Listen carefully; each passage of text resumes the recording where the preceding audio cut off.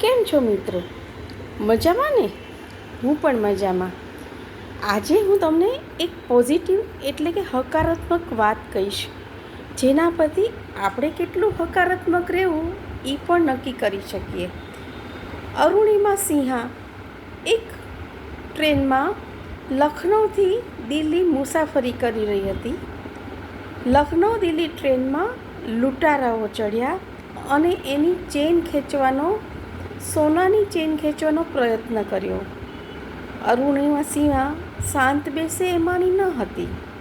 તેણે લૂંટારુઓને સામે પ્રતિકાર કર્યો.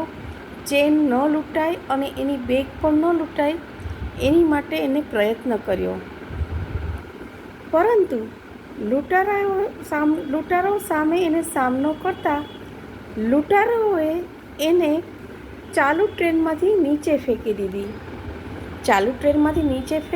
સામેના પાટા એટલે કે ટ્રેક પર જઈને પડી. જ્યાં સામેથી ટ્રેન આવતી હતી એમાંથી એનો એક ડાબો પગ કપાઈ ગયો. ડાબો પગમાં ઇન્જરી થઈ એટલે એ બેભાન થઈ ગઈ.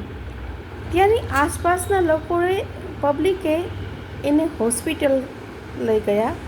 હોસ્પિટલમાં લઈ ગયા. ત્યારે તેને ડૉક્ટરોએ ગોઠણથી નીચેનો ભાગ કાપી નાખવાની સલાહ આપી, કારણ કે એની જાનને જોખમ હતું. જ્યારે પગ કાપ્યો ત્યારે અરુણિમા સિંહા હોસ્પિટલમાં હતી અને એને એવું વિચાર્યું, નિરાશ થવાના બદલે, કે હું આજે માઉન્ટ એવરેસ્ટ ચડી શકીશ. તેના માટે મારે શું કરવું જોઈએ?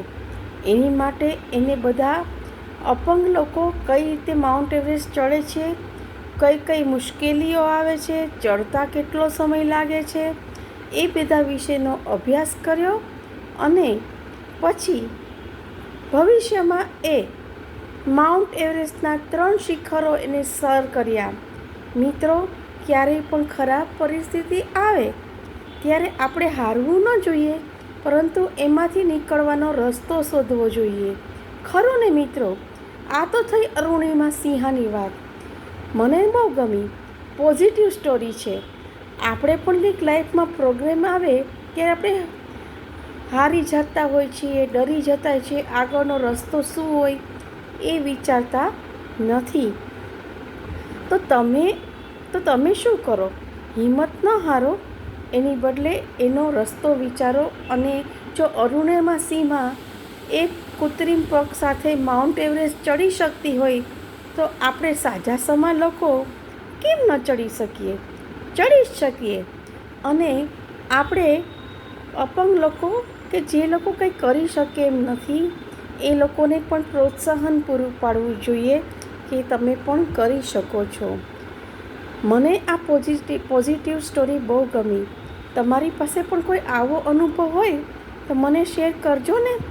આ ચેનલને સબસ્ક્રાઈબ, લાઈક અને શેર કરવાનું ભૂલશો નહીં, જેથી કરીને મને પણ આવી પોઝિટિવ વાતો તમારી જોડે શેર કરવી ગમે ને. આવજો મિત્રો.